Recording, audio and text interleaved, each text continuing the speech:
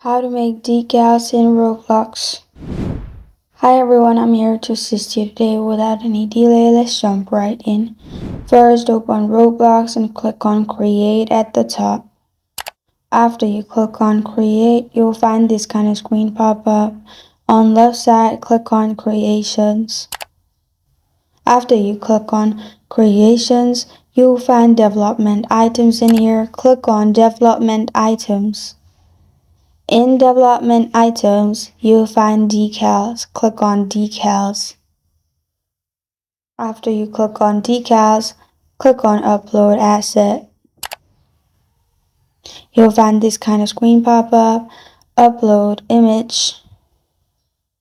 After that, add name, description, and then press on Upload at the bottom. After that, your decal will be uploaded.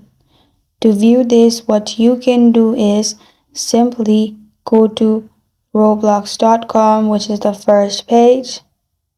Click on three lines at the top left, go to Inventory, and then go to Decal section.